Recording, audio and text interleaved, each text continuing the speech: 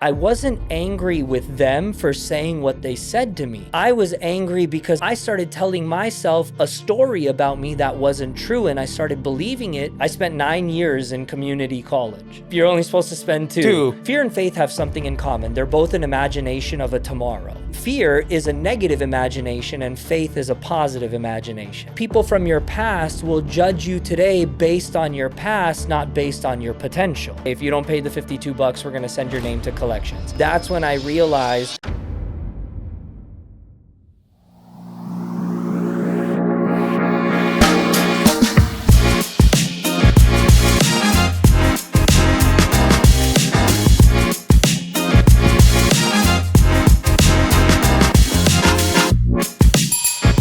What's up, everyone? This is Louis from What Is Your Story for another exciting episode where we interview some amazing entrepreneurs and business owners in the community to learn more about them.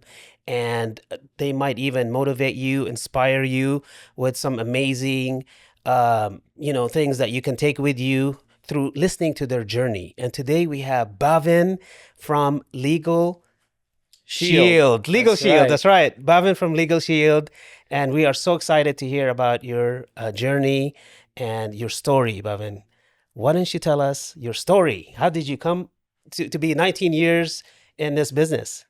Yeah, well, first of all, Louis, thank you for having me, and thank you for your audience that's listening in to allow me the time to speak. But I actually got started, like you said, 19 years ago. I was 22 years old. And I was at a point in my life where I was just trying to figure out what I wanted to do. Mm-hmm. You know, I come from a family of doctors, all my cousins, and, everybody's a doctor. And I spent 9 years in community college. I don't know if you know this, but 9 years. Yeah, you're only supposed to spend two. Yeah. So 9 years trying to figure out what I wanted to do. And then I decided I wanted to follow in my dad's footsteps. He's always been kind of an entrepreneur, self-employed. He's never filled out a W-2 in his life. And so I wanted to follow in his footsteps. And I was looking for something that resonated with me. Yeah. I knew two things. I wanted to help a lot of people. Like I really wanted to impact other people's lives. Not for the recognition of it, but I want people to feel hopeful again in their life, right? And I knew I wanted to make a lot of money doing that, right? Yeah. Not out of greed. There's nothing wrong with that. It's just that was what my driving force was to help people. And so when I found Legal Shield, I just said, you know what? This is a no-brainer. I get to give people access to the justice system that they may not have ever had access to before. Yeah. And I like to tell people I get to make a living while I'm making a difference. All right. So tell us a little bit more about your journey. Like, that was a quick synopsis. Yeah. Just let's dig deep into it a little bit more.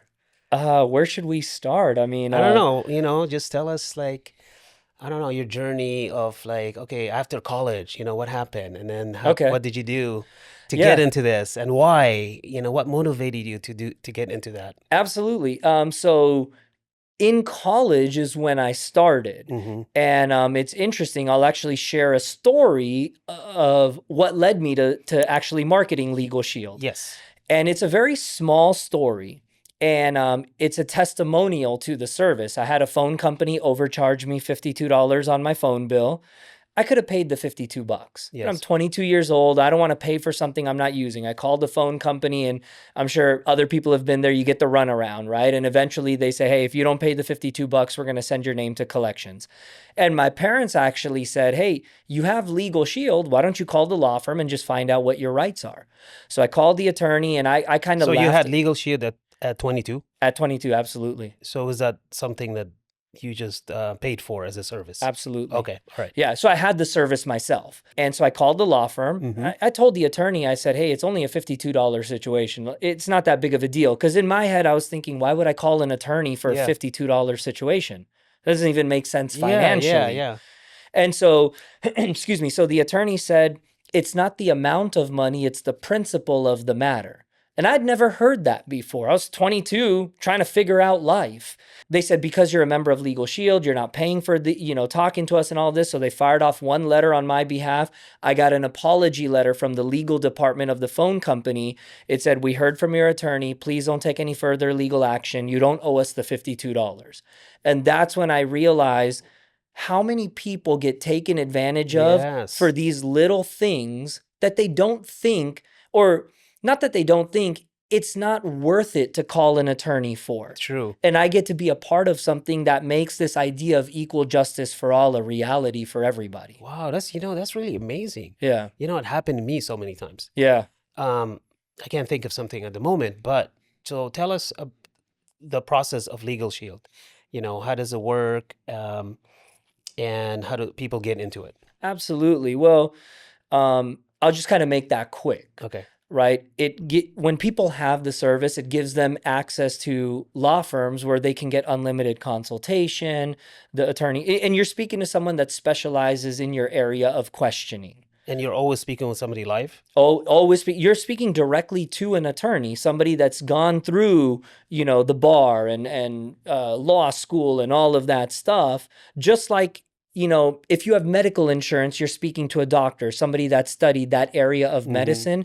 It's the same idea where now you have access to somebody that studied that particular area of law. So when you first call Legal Shield, they ask you, what is this about? And then they send you to the right lawyer to speak to? No, actually, you're calling the law firm directly. Oh, okay. So every state has its own provider network. I mean, I'm sorry, there's a closed provider network of law firms, and every state has its own provider law firm that Legal Shield contracts. So when I use the service, I'm not calling Legal Shield, I'm calling the law firm. And then the receptionist or the intake person, whatever you want to call it, is going to take some information about my case, big or small, doesn't matter. Okay. And then they're going to find the attorney in the firm that's best fitted for my need and have that attorney call me back. It's a no-brainer. 100%. Can you tell me a couple more examples that, that you help somebody in this service? I'll give you very small examples, kind of like the one I shared. Now, we've helped people with larger things. Yes. I had somebody use it because he got sued for, I think it was about $250,000, had an attorney go to court for him, got the case dismissed, cost him nothing more than his monthly membership. But I like to give smaller stories because those are everyday relatable situations, right? Not everybody's going through a lawsuit. Everybody's been taken advantage of in one way or another. I had a friend of mine who actually lives out here. He's in Wildemar. Okay. And he had returned his phone to AT&T. They owed him $1,000 for that. They weren't paying. And I said, why don't you get Legal Shield and use it for this? So he reached out to me and got Legal Shield. And he sent me a video message on Friday saying he called the law firm. They fired off a letter. They sent it to the office of the president of AT&T. And he got a call from the office of the president saying they wanted to settle this situation. And they credited him his $1,000, which cost him nothing more than his membership. That's incredible. So this concept of Legal Shield, when did that start? 1972. It's been around for 54 years. And it's nationwide? It's all over the U.S. and Canada. And on July 1st, I'll be in Puerto Rico for a couple of weeks because we're launching in Puerto Rico as well. And you have how many agents working for you guys, do you know? Oh my God, across the country, I don't know the exact number. It's a lot. It's a lot. Yeah. I mean, it's such a great concept. Probably started, do you know the history of it? Yeah, so it started by a gentleman in Ada, Oklahoma. Mm-hmm. And Was he a lawyer? He's not.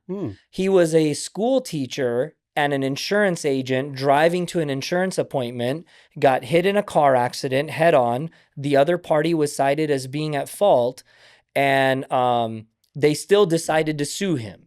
So he was in the hospital recovering from his injuries. He got served with this lawsuit, had to hire an attorney to fight the case. And, this is the late 60s. He spent $5,000, $6,000 in the 60s to fight against something that he wasn't even guilty of. And so, he won the lawsuit and thought, man, what did I really win? All my money went to legal fees to defend myself against something I wasn't even guilty of. Yeah. So, and he was an insurance agent. So he knew people already believed in putting a little bit of money or spending a little bit of money every month to protect themselves in, whether it's life insurance or auto-related health, homeowners, things like that. Yes. And he said, how come something like that doesn't exist for the legal industry? And so that's how that's how he birthed the idea of what is now Legal Shield. So I tell people the company was founded out of need, not out of greed. I love it. Say that again. It was founded out of need, not out of greed. Yeah, this is incredible. Yeah. So what's the difference between having that service and having just going directly to a lawyer, let's say if something happens, you get sued, you Absolutely. know, do you need to try to find a lawyer right away, or can Legal Shield take care of every situation? So that's kind of a tricky situation. What I always tell people is Legal Shield doesn't compete with lawyers. Okay. It actually complements with Oh, lawyers. okay. I Okay. get referrals from attorneys, and sometimes I refer out to an attorney because I'm very selective with who I work with in Legal Shield as far as who I do believe everybody deserves to have this service, Yes. right? But if you were to call me up with some situation, referring somebody to me where they're not interested in paying for a monthly service, they just want a one and done kind of thing, I refer them out to my friends that are attorneys. Okay. And I've had some attorneys refer business to me where they've gotten a call where it's not their area of specialty. And then I had a couple of my friends tell me they get calls all the time from their friends and family for little things that they need help with just because that person is an attorney. And he has to tell them every time, look, I can't help you in that. And so he'll refer people over to me for that. Does That's that make incredible. sense? Does that help answer your Yeah, question? yeah, it does Yeah. make sense. It's honestly, it's a very well needed service, Yeah. It complements. I'm You, very big on collaboration. hmm I don't like to compete, so to say, Yeah, with others in general. I think that we can all always work together, yeah, you know. definitely. I love to hear the stories of, case studies, Yeah. and I'm sure you have millions of them. Yeah. But let's switch it up a little bit to your personal life. Tell Yeah. me, like, what's your morning routine like, and what do you do to stay fit and active, and Yeah. and just kind of be sane? A big thing for me is I usually get up somewhere between 3 and I mean I get up at 3 in the morning. Lately I've been getting up around 3:30 cuz I'm like, "Oh, maybe an extra half an 3:30. hour." Yeah. Yeah. And I'll go to the That's better gym. than 3. It's maybe that 30 minutes makes a huge difference. It really does, even if you're just laying there. Yeah. And then one of the first things I do in that groggy state when you wake up, and sometimes we have to force ourselves to do it, Mm-hmm. but the first thing I do is I immediately, I got my wife next to me, she's sleeping, and get up, I take a moment, I sit up, and one of the first things I do is I just tell myself, close my eyes, thank you, God, for waking me up today. Yeah. I want to start my day in gratitude. Yes. Regardless of what we're going through, I just feel when I start my day that way, it reflects how the rest of the day will go. It reflects how I show up for the Mm-hmm. rest of the day. So I just take a moment, I don't spend 5 minutes, 10 minutes in just close my eyes. Thank you, God, for waking me up today. And I just, take a deep breath or whatever. And then I just start Yes. my routine, go brush my teeth, get ready. By 4:15, I'll leave for the gym. Sometimes I get to the gym by 4:15, sometimes 4:30. Good for you. And it's perfect because, at that time, it's like the whole world is still asleep, Yeah. you know? And it's such an amazing feeling getting so much done by, I get the gym done by 6. I got my breakfast. I'm out the door by, 6:45, 7 o'clock. I'm ready to start my day. I'll read something motivational, 15, 20 pages, 10 pages, whatever it is, of something to just keep my mind positive, Do right? you have a favorite book? There's a lot. I mean, right now I'm reading a book called Mindset to Millions. Big fan of, Is that the one you read in the morning? yeah, I'm reading Okay. that right now. A big fan of, Think and Grow Rich and Yeah. the Tell me about success the book that principles. you're reading now. So I just I'm started. always looking for books to read. I just started. So Okay. Okay. it's more geared towards it's a gentleman that's a 6 or 7 time best-selling author on wealth and entrepreneurship. He's actually a good friend of mine, and he's very, very successful and just an amazing human being. Mm-hmm. So the premise of the book is not so much on how to make money per se, or like investments and things like that. It's the mindset. Nice. It's more so about, am I attracting or am I repelling money? And sometimes we don't even know that we don't know we're repelling money, Yeah. you know? And so his book is just geared towards how to have a money attracted mindset, Love it. So yeah. That's good. That's good. Do you have a motivational or your favorite quote? What would be your favorite quote? I don't know if I have a favorite quote. I like a lot of quotes, but there's a quote that I heard recently, which is really stuck with me. Yeah. And the quote is, if your presence doesn't make a difference, then your absence won't make an impact. And so I just say that one more time to the audience. If your presence doesn't make a difference, then your absence won't make an impact. Love it. I want my absence to make an impact. Yeah. So yeah, that's one of my, I've really just been kind of honing in on that quote. So what do you think would that be? I equate it to just really going out every day and trying to be of value to somebody, bring them value. And again, not so much for the recognition behind it. Yeah. I'm not one of those that is going to go help somebody in need and then boast about it on social media. Right. For likes and all of that. That's just not, I feel like sometimes when we do that, I guess it's the intention behind it, right? Sometimes people will do that to create this ripple effect of having other people go out and do good in the world. That's a different way to post about it. Yes. But when you post about it with the intent to garner likes, I don't know if garner is the right word, but to gain likes, I feel like that's actually a disservice, because then your heart is not in the action of helping that other person. That's right. You know what I mean? Yeah, I do. Well, I also hear that you're a motivational speaker. That's what led me to, actually bringing you to the podcast to hear about your story. Yeah. And really excited to hear about your speaking engagements, Yeah. How tell me a little bit more about that. How are you motivating, thousands of people out there in your speaking events? I don't like to speak from something that I've read and I'm just regurgitating the book or an audio that I've heard. I really speak from hearing something and implementing it in my own life and how it's helped me in whatever struggle. Okay. Right?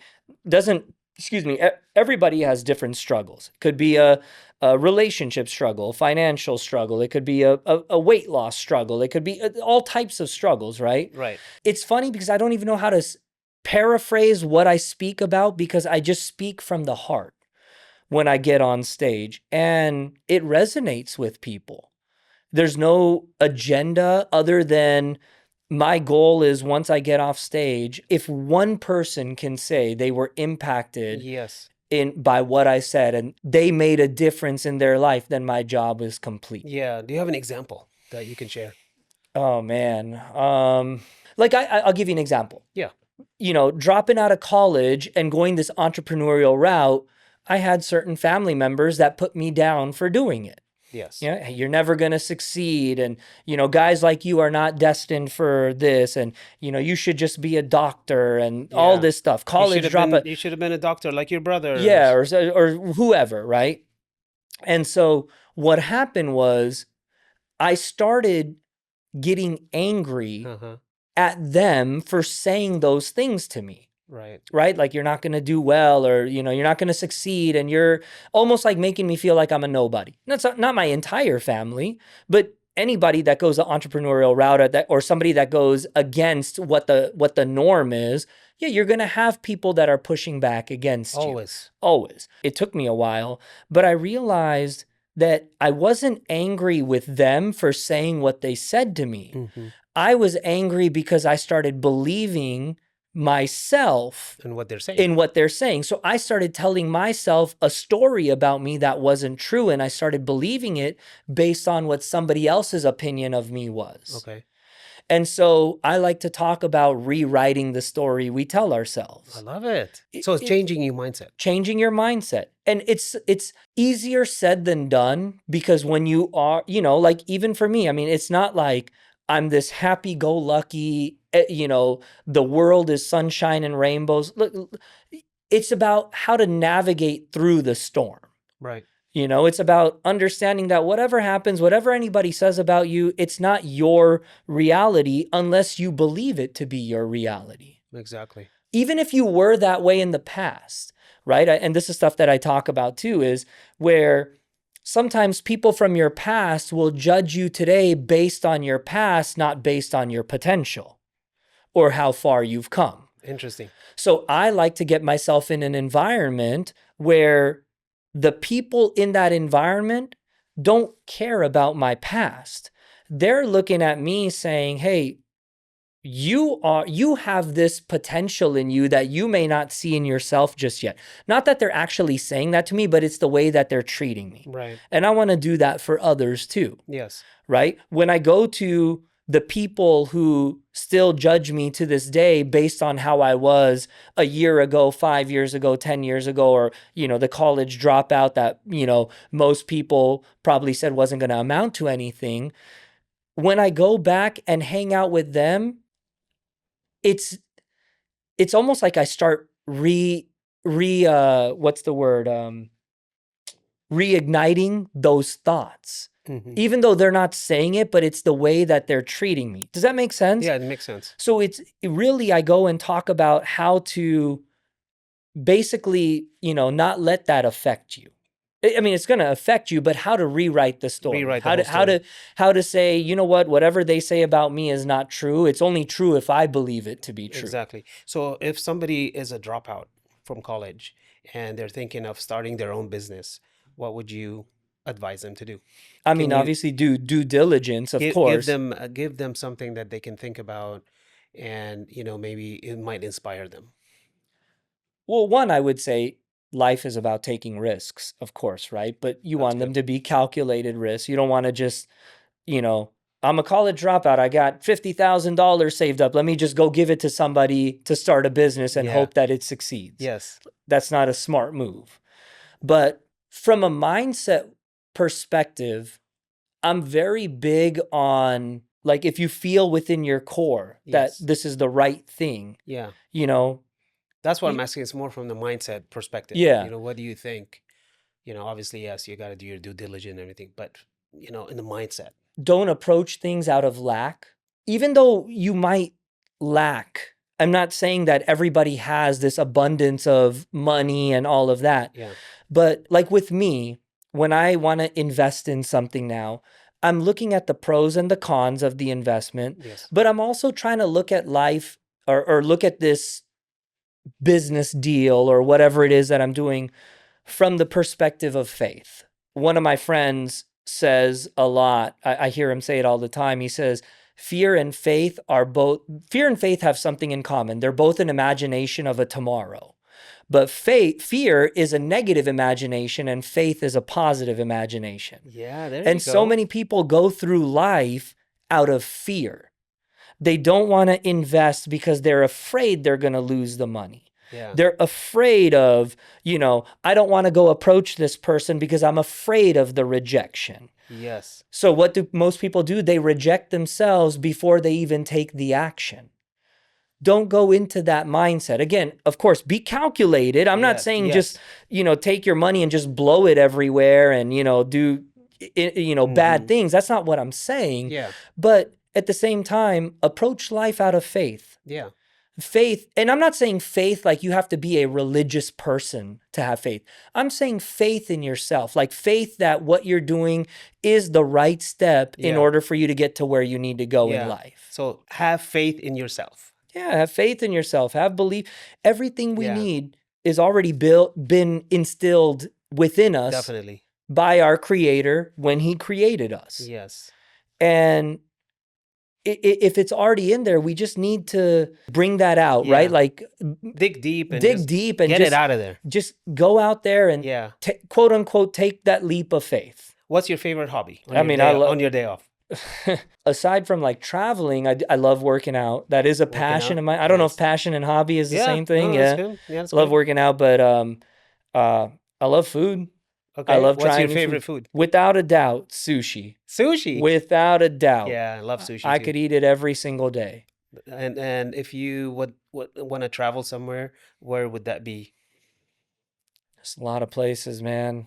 I really want to go experience places like Bora Bora or the Maldives. Yeah. But then, my wife has been to Dubai many times. Oh, that's cool. I'm like, I want to go to Dubai. I don't know, so much beauty So out many there. views there. I would want to go everywhere too. Yeah. Believe me. All right. So any last minute thoughts before we finish that you want to tell the audience, and maybe perhaps tell them how they can reach you Yeah. to take advantage of the services that you offer with Absolutely. Legal Shield. Yeah, if you guys want to reach me, my cell phone number 714-458-3901. You can find me on Facebook. There are a couple of profiles of me. One of them was hacked. So if you find me on Facebook, it's Bhavan Singh. It's a picture of me wearing a turban. It's my wedding outfit. It's the same picture on my I business love that card. picture, by the way. Yeah, thank you. That was from my wedding. How long you been married? Almost 2 years. Oh, congratulations. Yeah, thank you. Well, I really enjoyed having you on my podcast, and hearing your story. And I love the motivational insights that you brought to the audience. Thank you so much for coming on the podcast, Thank you. Bhavan. And I'm looking to see, what the future has to offer you. Absolutely. Thank you for having me. I Yeah, appreciate it. Of course. Thank you guys for watching another episode of What is Your Story? We will see you guys on the next one. Thank you, guys.